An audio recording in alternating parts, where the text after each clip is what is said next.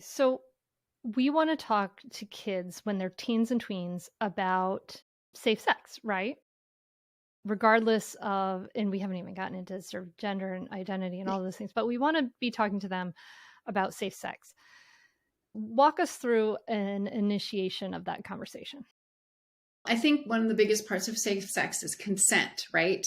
So making sure they understand what consent is, what it looks like. And so they understand that healthy sexuality, healthy relationships, everybody agrees to do whatever the sexual stuff is, including holding hands, right? So everybody agrees. So it's having an understanding of consent. So that is fundamental to safe sex, right? So then in terms of like their physical bodies, everybody needs to know about all the birth controls. Everybody, don't care your sexual orientation, don't care your gender. Everybody needs to know because it's safer, because then if there's a couple, pregnancy can happen. If you have a son like Milo, like he knew everything and he knows that IUD is the best, absolutely the best. And then implants and then Depo and then birth control pills. You know them in order. You want to talk about them in terms of efficacy. And so it's fine for them to know all this stuff. And of course, condoms. If their penis is involved, everybody needs to be using condoms. And then you talk about STIs because, you can get ailments down there.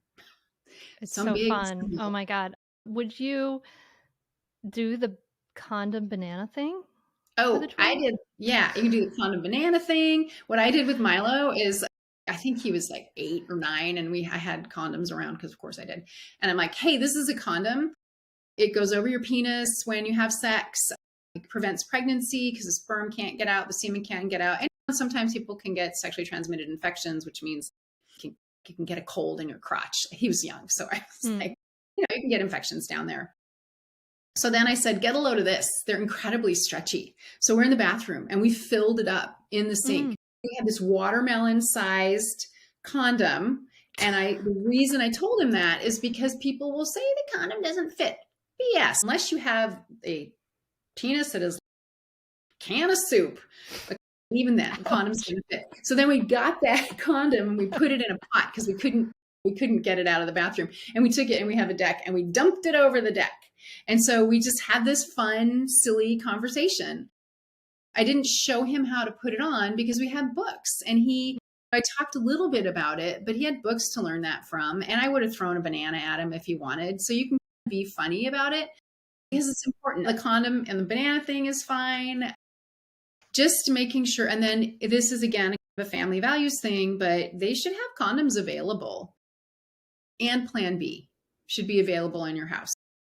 We just had them in a drawer in the bathroom. Of course, they were never touched. And then I shouldn't even say this. Don't tell my child. But I was in his car and I opened the glove compartment and there's a box of condoms in it, but he never touched the ones that we had in the bathroom. And at the time, I didn't have Plan B available. And the reason for that is because Plan B is not an abortifacient. It just prevents the egg from implanting. If you're already pregnant, the pregnancy will continue without any trouble. So having that available, because if you have the condom breaks, or you do it without the condom and pregnancy can happen, that needs to be an option with ease. And again, family values choice. It's on you to figure out if this makes sense to you or works for your family.